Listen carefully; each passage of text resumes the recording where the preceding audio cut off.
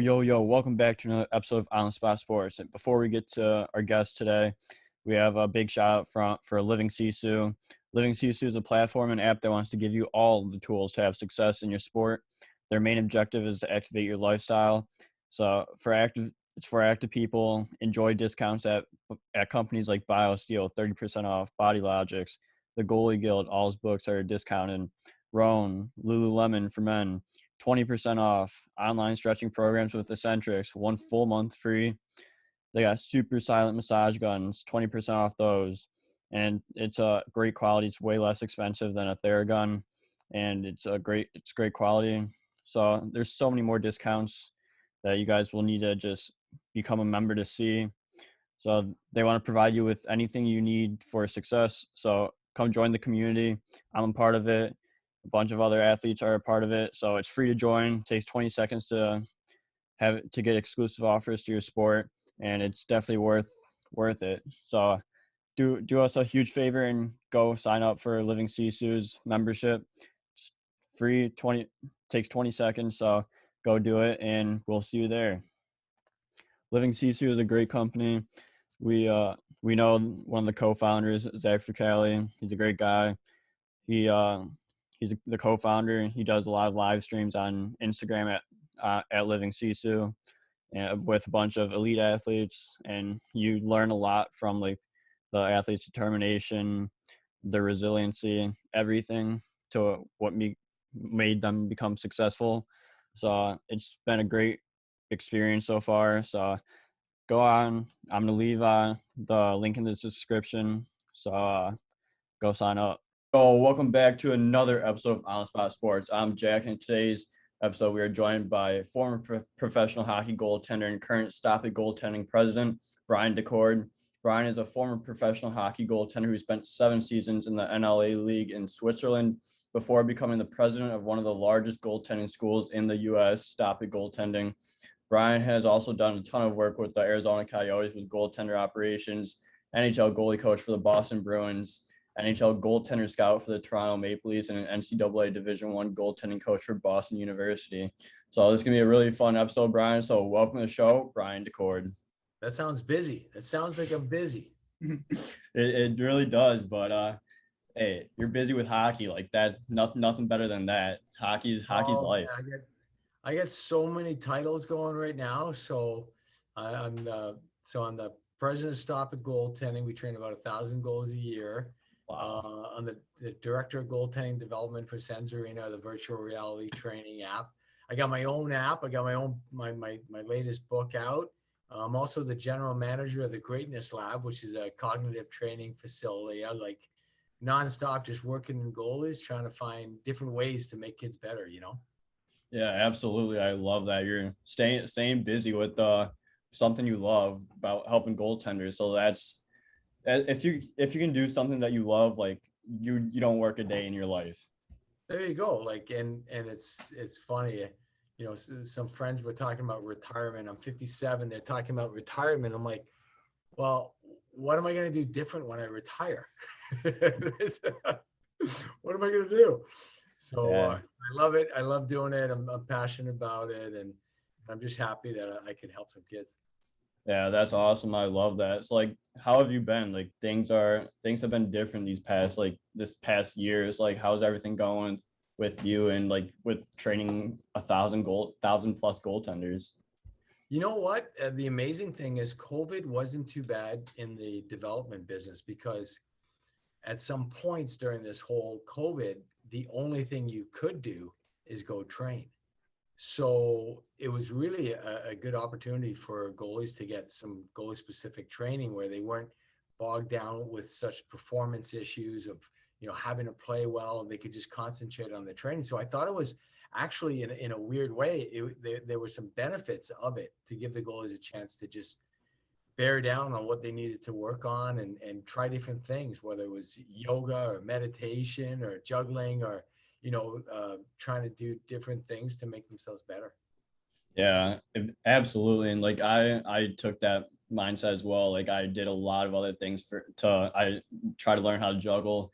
I wouldn't say I'm the best at it still, but I've practiced, and then just like getting in my home gym when I was in quarantine for that time from Illinois shutdowns, and just getting back to the ice like last May. Like it's crazy how it went down, but it was honestly a good thing in disguise, because you could learn so much from that time away, and your training is you could train all day every day, because that you have nothing better to do. So it's like a good thing in disguise, besides like all the health stuff and everything. Yeah, when they shut down the rinks, I was like, awesome. Get the kids off the ice. Get their hips back in order, right? Just stop grinding. Just do something different. So it depends on how you want to look at it. Obviously, COVID's a terrible thing, but trying to find some silver linings and some positives. There were some positives in there. Yeah, absolutely. You always got to find those positives in those tough times, and this season I think will prove to everyone, those the people that did put in the work this past year with training and everything, and how like how they're gonna play the year coming up. Yeah, absolutely. Yeah. So to start things off here, can you give like our viewers a little background information on you, like when you started playing hockey, what you're doing now, and like why was hockey the sport you chose to pursue a professional career in, and then take that even further with helping goaltending development? Yeah, so I love baseball. So I played a lot of ball when I was younger, and then about 16, 17, it was time to make a decision at that point for me. Um, and obviously, I chose hockey. Very grateful. It provided a great life for me and my family. I think what really drove me to being a coach is that I had some really good coaches, but they just weren't there enough to have the impact that they needed to have. Because back then, they just didn't provide you goalie coaching. All of a sudden, a goalie coach would show up one day and do some drills and tell you some stuff, but there really wasn't much. And I felt like I would have benefited if I had someone that was there working with me on a regular basis, regardless of what level it was. We had a goalie coach by the name of Marco Barron, and he played for the Bruins, and he was in Switzerland. So he came to do some stuff with us, and it was just a very short time. They didn't pay him much. They only had him come a few times, but it was really good just to have someone to talk to, right? Just have someone to Yeah. relate to, and someone that had played the position. And he gave me some really good basic tips that helped me out like immediately. So when I retired, I just from playing after 7 years of pro, I that's what I wanted to devote myself to being a leader in the industry, and to be able to, give kids what I feel like I didn't get. Yeah, I love that. And like you're doing great things now. You have a booming business in Stop It Goaltending. And then I want to get into like your pro career a little bit here, and like to like some of the struggles that you face, because like all goaltenders are going to face some kind of struggles sometime and some point in their careers. Like what kind of struggles did you have to overcome while playing in Europe, and like what do you do to have that good mindset to battle and get over those small bumps in the road? Yeah, I don't know if I really did get over those bumps. What I looked at, when I look back at my career, like I never had a slump. Like I never had a bad month or a bad couple weeks or anything like that. But I was just so up and down, and one game I was great, one game I was terrible type of thing.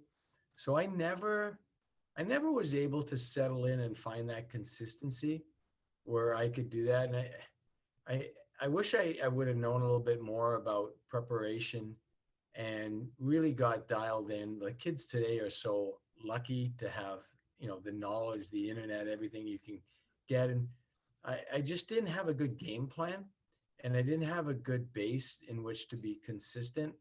I was very emotional. Um, and I wish I would have taken some time as a player to stop, think, and act the way that I would have liked to. So I don't think I spent enough time thinking about the position. And I know this sounds weird, but I didn't start practicing until I was 26 years old. So I always thought practice was something I had to do to be able to play in the games. Yeah. And then at 26, when I lost my job to a 19-year-old as a pro, it dawned on me, well, maybe if I really tried to practice, it would help me get better.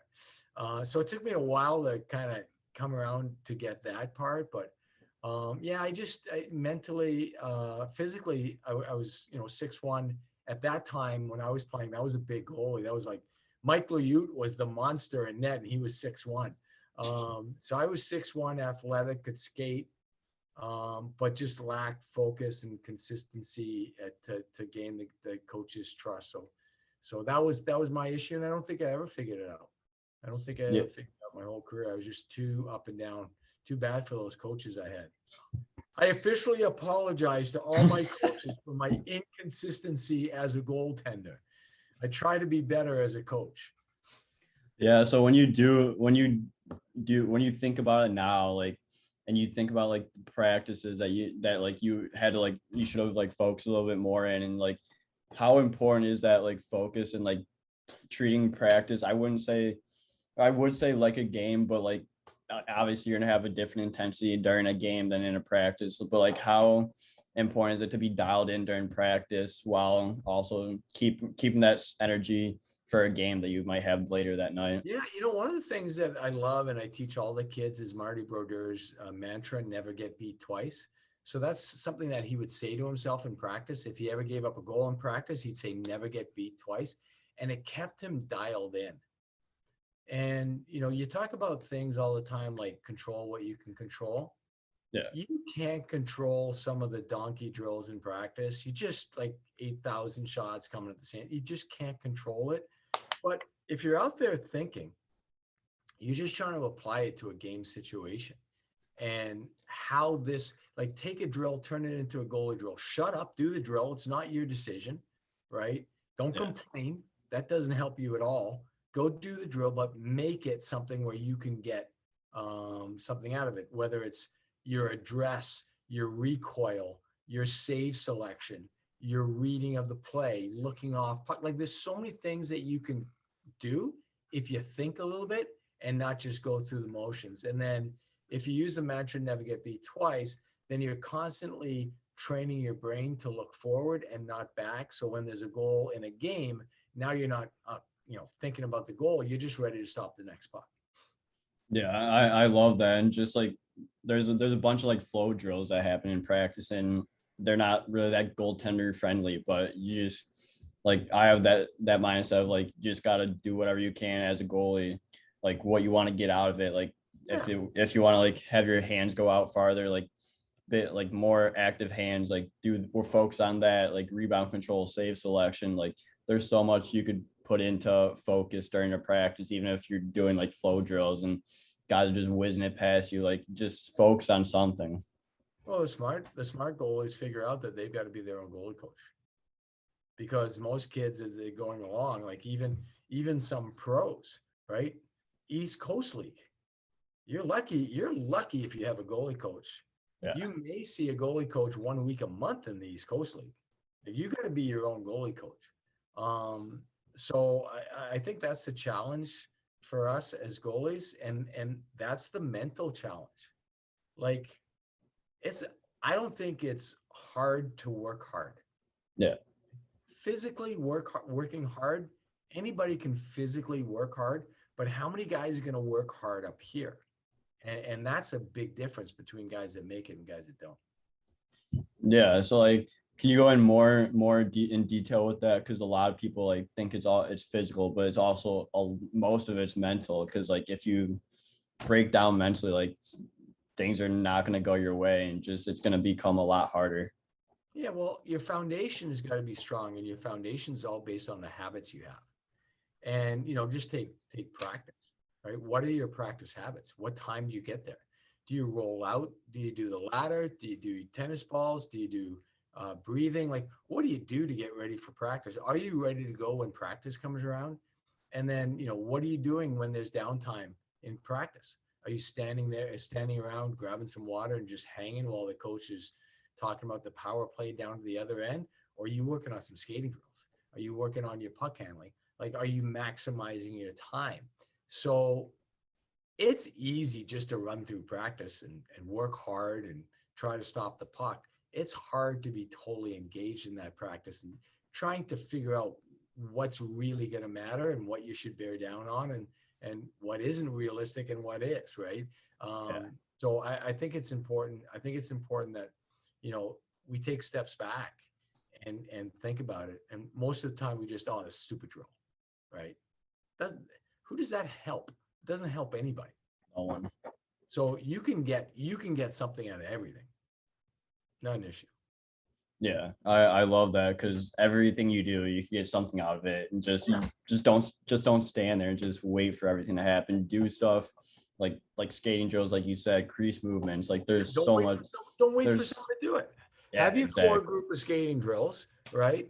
Even think like, when you think about skating drills, you have your just your patterns: triangle, box, hexagon, right? X, W, like just patterns of the puck, and you just set your pucks up and move from spot to spot, and you know make use of your time. Like you be your own goalie coach.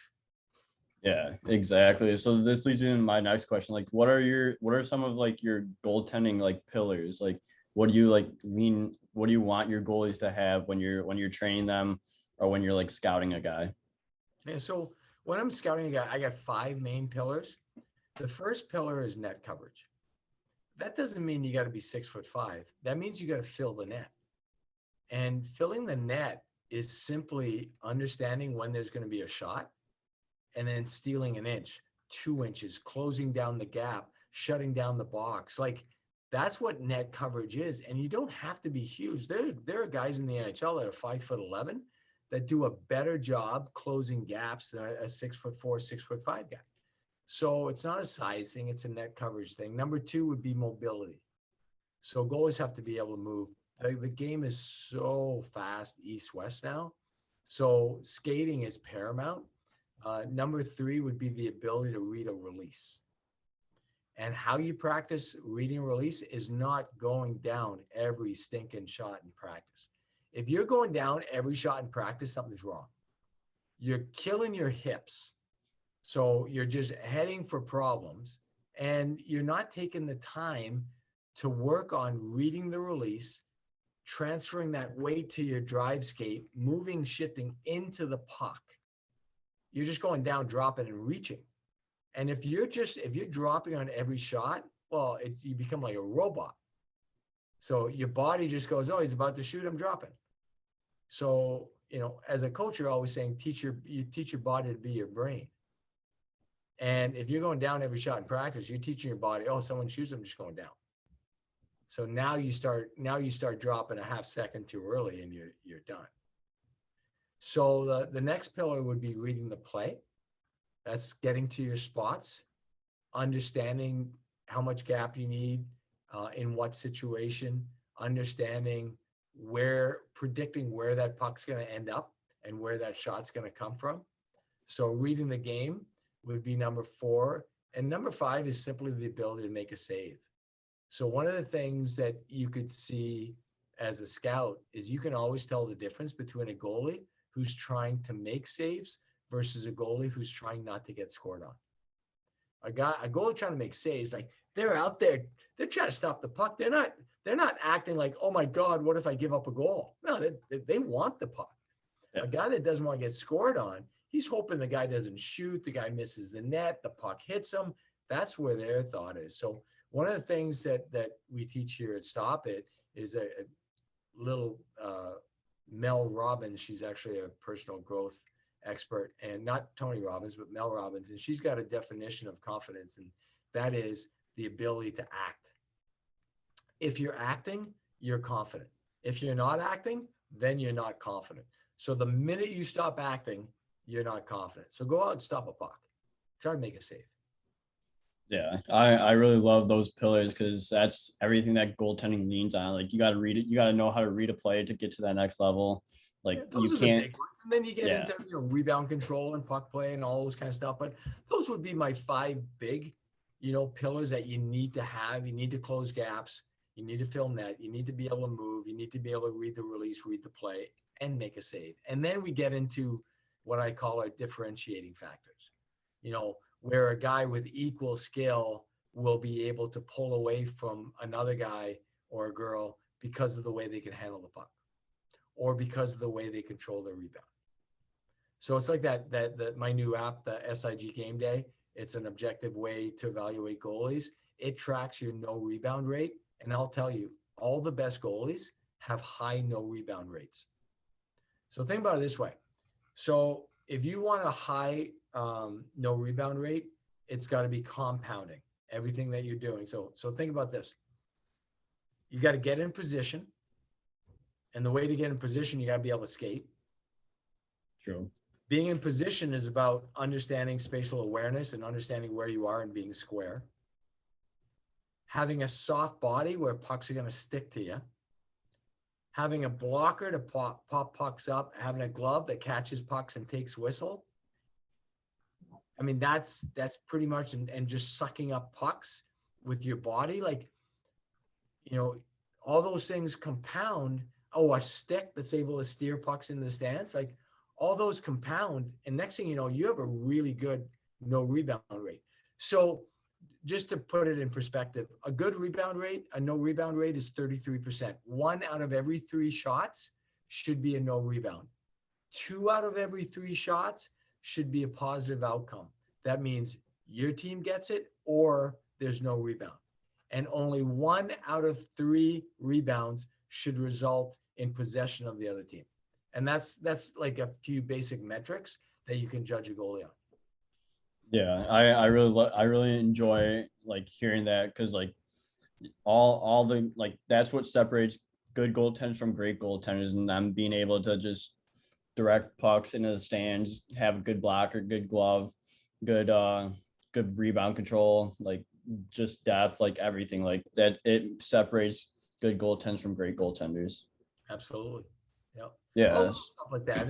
And once again, you take all the little stuff and it compounds. Yeah, exactly. So you talked about confidence a little bit earlier, and you said like about you have to act confident to be confident. So like how important is that confidence? Obviously, it's very important. Like, what does that confidence do for a goaltender? Well, it changes everything. Like when I was scouting for Toronto, it was like I was looking at cars, and I was looking at the body of a car going, oh, the body looks good, without even seeing what was under the hood and how the car actually worked. So that's the most important thing. And the funny thing is, Jack, like there's not a lot of emphasis that goes into what is in essence 80% of the game, the mental part of the game. And that's one of the things, that's one of the reasons I got involved with Sense Arena, is because that's what they do. And we're not providing that. Even like as a goalie coach, right? We have these awesome camps, and we do, here in my facility, in this facility alone, we do 200 goalies a week. Oh, wow. 200 goalies in where I'm calling you from right now. And it's like, but they come in, they do their lesson, and they go home. Well, they're only working on 20% of their game.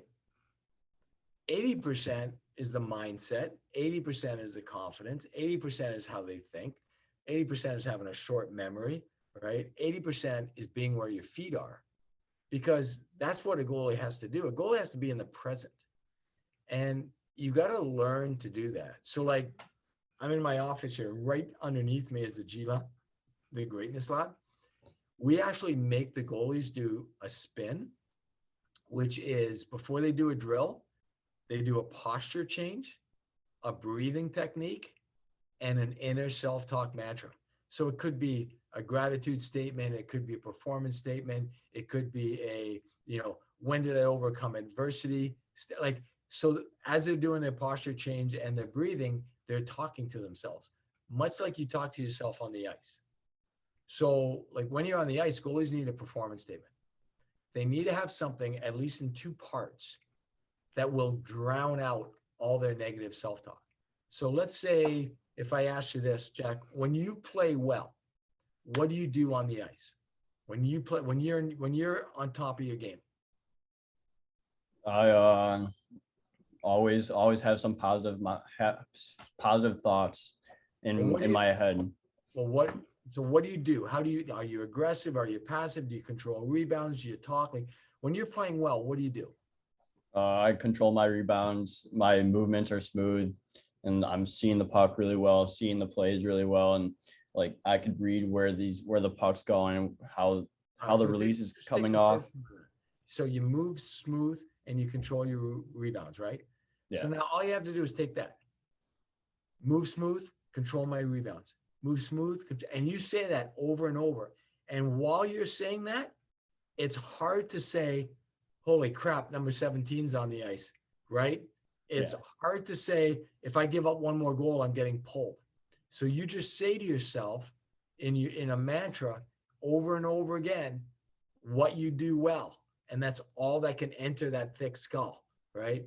So you're just zoned in on what you do well. It's positive, and you stay away from the other stuff. yeah. I really love that because like I also have some anchors that I talk about when I like besides like oh I feel really good, like my movements are smooth and everything, like Yeah. I say like battle and compete, like every Yeah, chance you well, get just that's a battle and compete. performance. That's a yeah, battle and compete. That's a performance statement right there.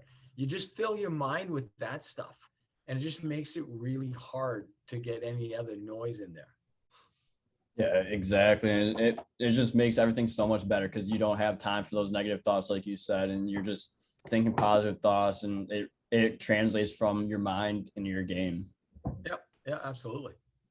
Yeah. So like what are some of the things that you notice about goalies going from juniors to college or college to pro? And like what makes them successful or not? If you have to, I'd probably say emotional endurance is probably the differentiating factor. I got that from Meg Popovic, who was the performance coach or the head of performance for the Maple Leafs. And she had a really good way to look at it. So let's say you're a goalie, right? Yeah. And you're sitting in your stall one day and you're in the American Hockey League. And you get to practice and the stall beside you is empty. That's your goalie partner. He just got called up.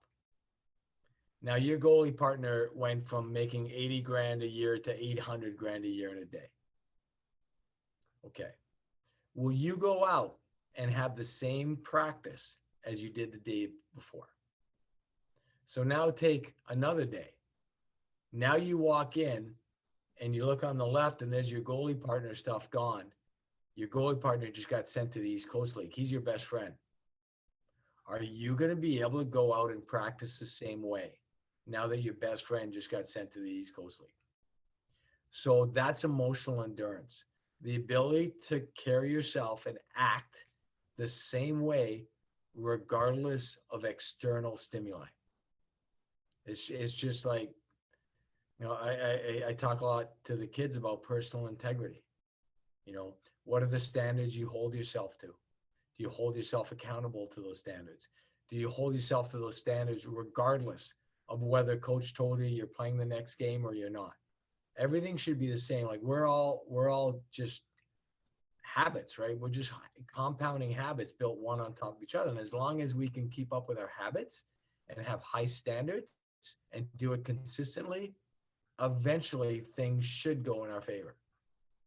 Yeah, I love that, and like especially the way you said like are you gonna are you gonna go to practice the same way even if your best friend got shipped to the coast or gets called up to the show, like what like are Yeah. you gonna have that same mindset and same like practice?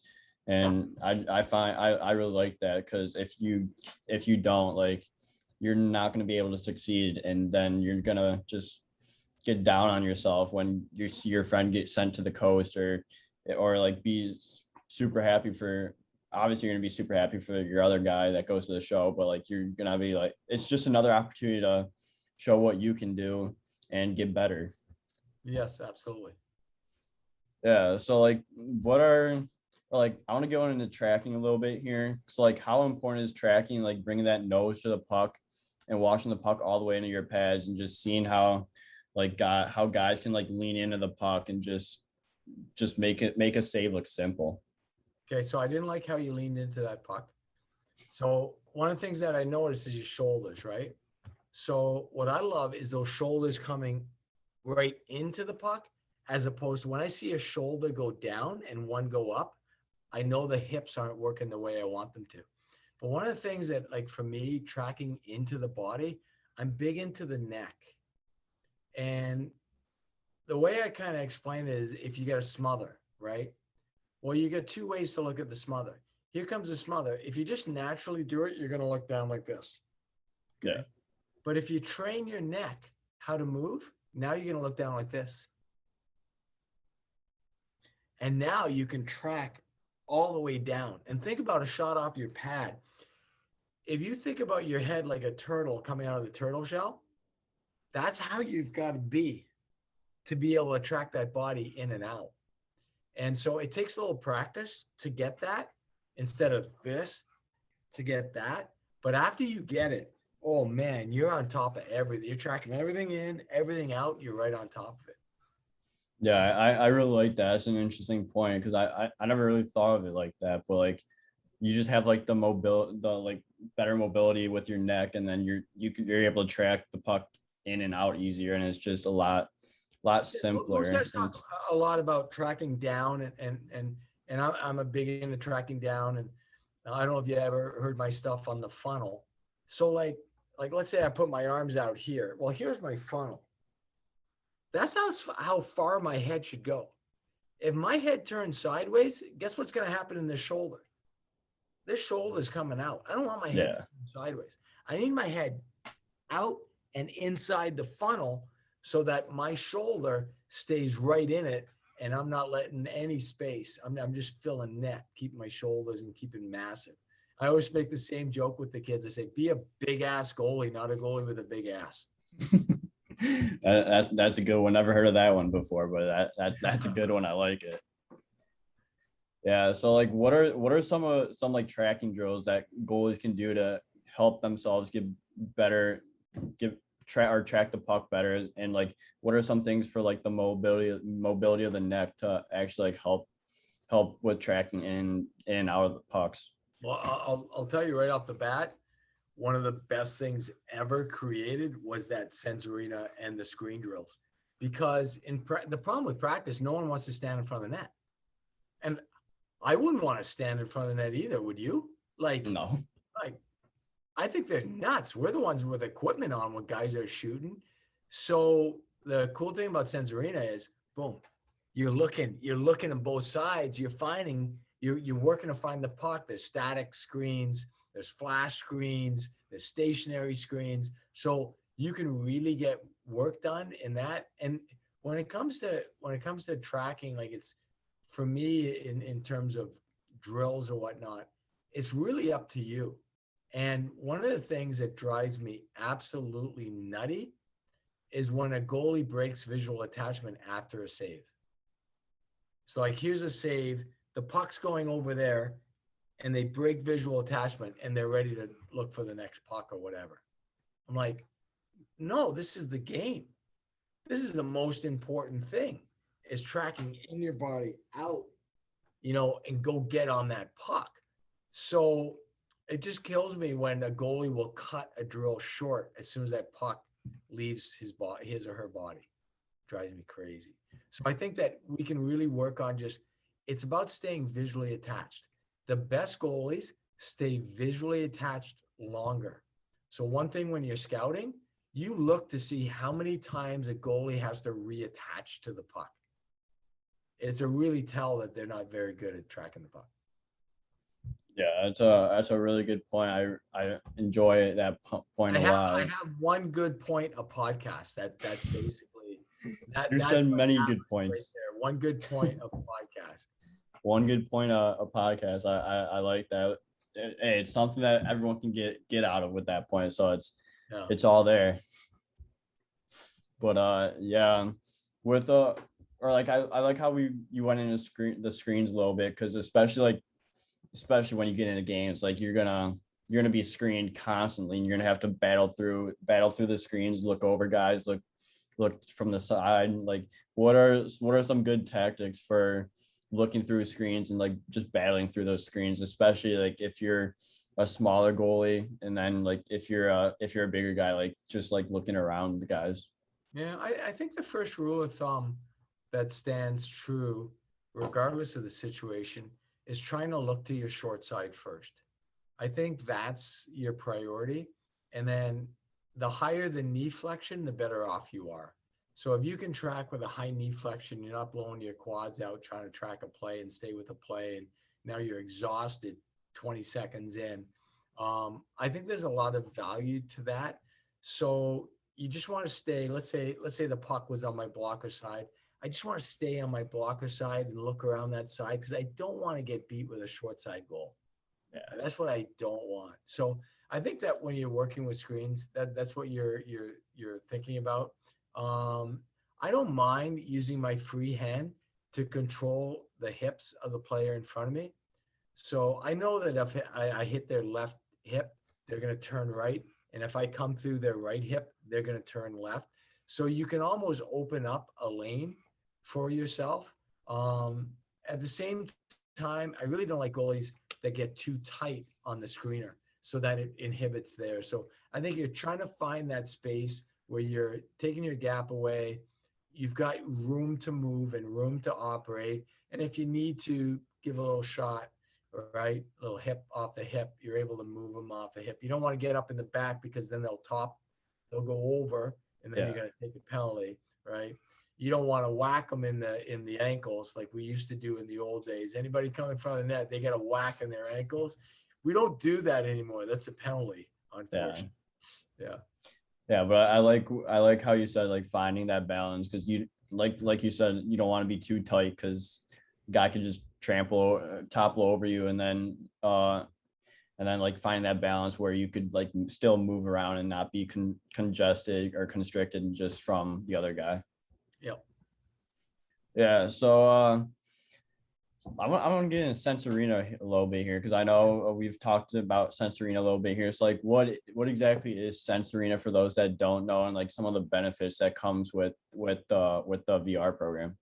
Well, if you ever saw the movie Total Recall, you'd have a good idea where we're heading with virtual reality. So it's the Oculus Quest made by Facebook. And you're talking about, you put the Oculus Quest on, and Sense Arena is actually an app. Just like you'd have an app for your phone, it's an app for the Oculus Quest. So then you go in and you have cognitive drills, you have warm-up drills, you have situational drills. A little bit of everything. Yeah, one of the coolest things about it is that you have a selection in terms of, you can get lines coming from your post to the puck, so you can check your spatial awareness there. You can select box control, so when you take a shot, you can see where the puck has to go through, because that's all we teach, right? Box control. Yeah. Trying to stop a puck here, not trying to stop a puck out here. So you've got all those features. After you take a shot, after you give up a goal, you can watch a 3D replay of how what you look like, where the puck went in. You got stats. It's really cool. And one of the things, they're trying to make it a little bit more fun. It is a 100% a training tool, but now they're starting competitions at the end of each month. So it's really cool. Like the New Jersey Devils are sponsoring this competition this month, and there's drills every week where they're releasing a couple of drills so you can get ready and practice to get ready for the competition, which is really cool. But where Sense Arena is going and where virtual reality is going. So Facebook has 10,000 employees working on Wow. the Oculus Quest and virtual reality. Okay, like we're talking, this is science fiction going on right now. And probably by the second half of the season, I would be able to be here in Boston and shoot pucks on you, right, in Michigan. Yeah. Like that's what we'll be able to do. A kid in Sweden is going to be able to do passing drills with a kid in Pennsylvania. Like, so that's where it's going. And then a year from now, you'll be able to face shots from NHL shooters. So you'll be able to put the Oculus Quest on, and go see what real NHL shots look like. So it's out of this world for goalies. Like we're probably, I don't know if it's going to happen this season, it might, but by next season, if I'm playing for the Flyers and I'm getting ready to play the Devils, I'm just going to put my headset on and I'm going to literally be 360 inside their power play. That's where we're going with this stuff. It's really interesting too, because the pricing of it, it's $66 a month, right? Yeah. If you think about it, that's not bad. I think it comes under $800 for the year. Like, it's really not bad to have the training at your command. Like, the most expensive thing about hockey is ice time, right?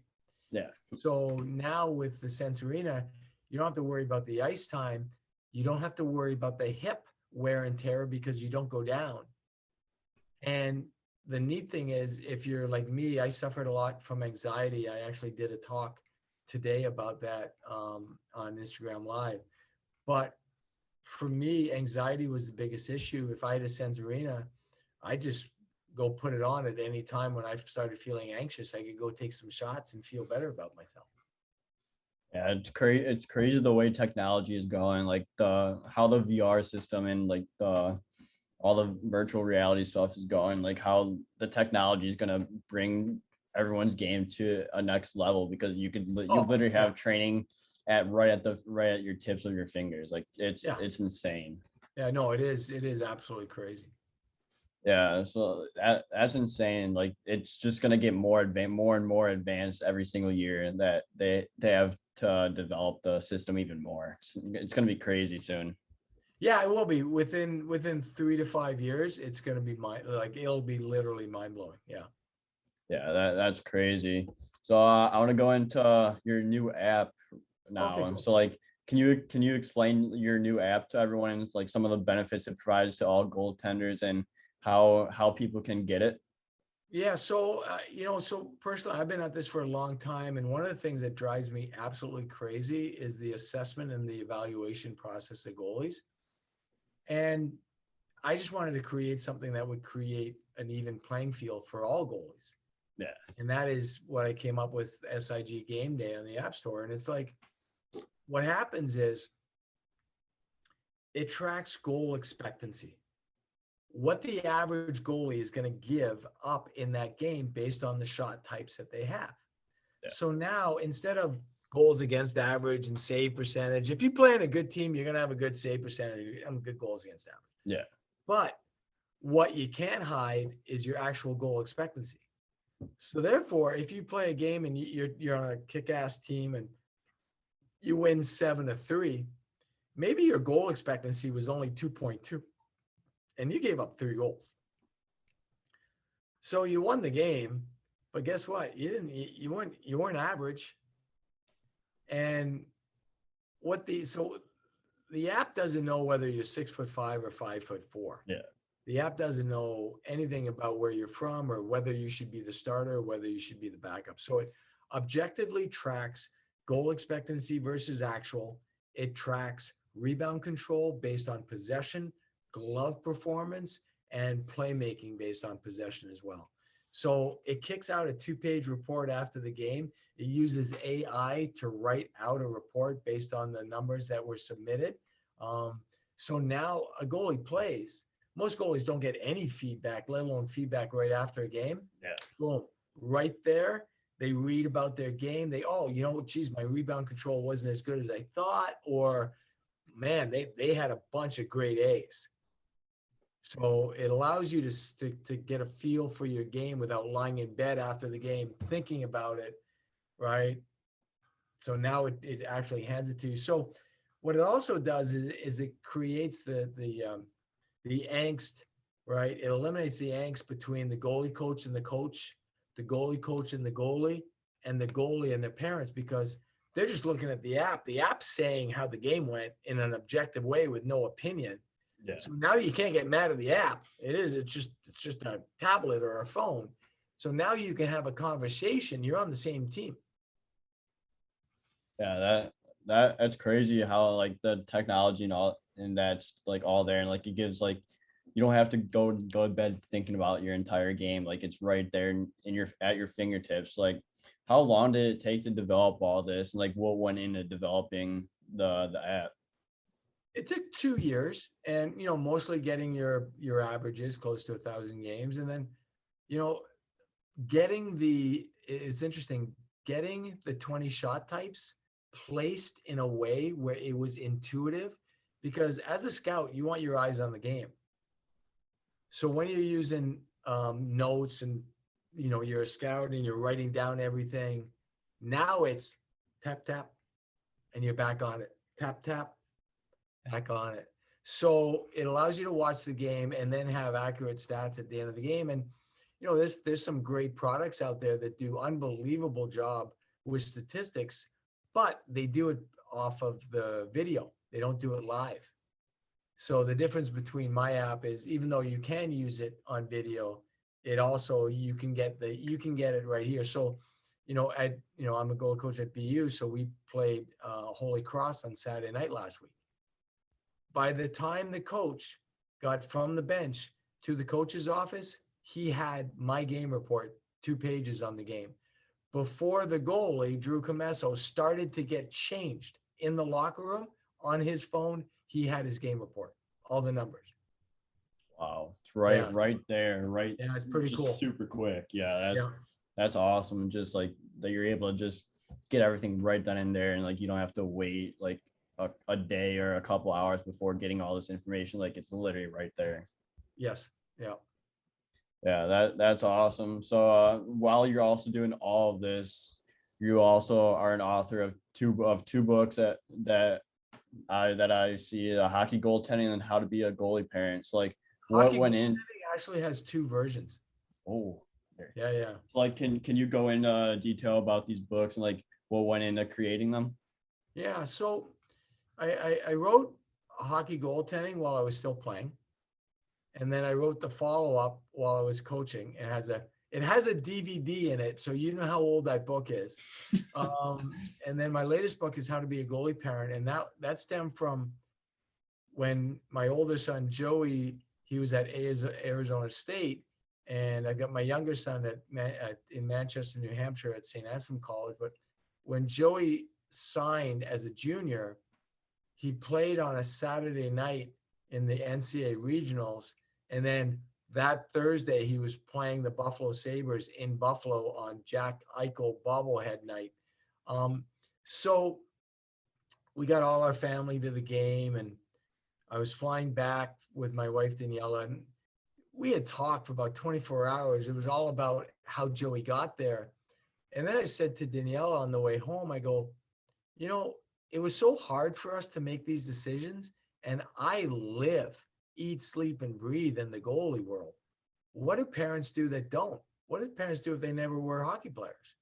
So what I decided to do was write a book that put all my kind of suggestions and stuff that happened with my kids and goalies that I work with. And so just try to give as much feedback to parents as I could, and help them along their journey so that their kids could enjoy their path, and for the parents too, so the parents could enjoy it as well.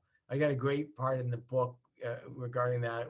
As goalie parents, you go to the games, you're nervous, you want your kid to do well. And there's this great video online by Jocko Willink, a personal growth guy, and he's a Green Beret, decorated Green Beret leader, tough guy. And there's this video, and he's talking about when someone in his platoon would come to him and say, "Oh, hey, Jocko, we have a big problem." And he'd go, "Good."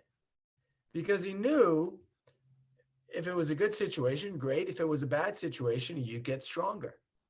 And as a goalie, you need the adversity to get better. So therefore, you walk in a game, if the goalie wins 1-0, you're happy, great, good for them.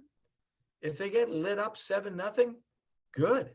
They're going to get better from the experience. It's going to make them work harder, not want to have that experience again, reanalyze how they're preparing for the game, reanalyzing how they play. Like there's so many good things that come from losing in adversity. And if we go into the games as parents, like whatever happens good, we'll enjoy the games a lot more. Yeah, I love that, especially like you're bringing your personal experience and your family, your wife, in a like their experiences, and you're just creating this book and helping like other hockey parents that may not have live, eat, and breathe hockey, and like how like they might not have even played any sports. Like you're just Right. teaching them what to do, and like giving your suggestions on like how you did some of this stuff. And it's very helpful, and like it's awesome to see like just that you're doing that, and like how successful these books have been. Yeah. So hockey goaltending sold over 40,000 copies. Oh wow. That's a lot. That's a that's lot of awesome. copies. Right. So in the first month of how to be a goalie parent, we'll sell over 1,000 copies. So I'm pretty excited about that. Yeah. Yeah. So like, what was it like creating that hockey goaltending book, and just while also still playing? Like, what was that about? Well, I got hurt my last year in Fribourg-Gotteron, and it was really cool. So I had bought from Circuit City. Don't even know what that is, but Circuit City, I had bought something that was called a laptop. And it was a computer where you put a floppy disk in the side. So I had my own laptop, and I was laid up. I was in bed for a month, and I wrote a book. I said, what am I going to do? Better thing to do? Yeah. So I said, okay, I'll write a book. And then, it was pretty cool. I was so lucky. Marty Brodeur wrote the forward for me. And so he was on the cover. He wrote the forward. And the cool thing is, Marty never changed his gear. He always had the same design. He had the same gear. So my book looked like it was brand new for 8 straight years. Wow, that's awesome. And you got Marty Brodeur to write the forward. Like that's awesome. Yeah, that's pretty cool, eh? Yeah, that's so cool. So this has been a great conversation so far. So Brian, I have a few more questions for you before we wrap things up here. So do you have any more tips and tricks for goaltenders looking to get to that next level? Yeah, I think I'll just go back to a goalie's got to be in the present. And, one of the things, I think I have my book. Yeah, I got my book right here somewhere. So one of the things, if you notice on the cover of my book here, there's stairs. And it means so much to me. So this is Joey's first win against Toronto. Crazy game. But they got this picture of him selling with the stairs in the background. And there's so many lessons that have to be learned for a goalie to make it. And there's so much adversity you have to go through. We're all just built to want to rush to the top and take the elevator right to the top. And, as a goalie, the developmental curve is so long. It takes so long to bake a goalie that there's no rush.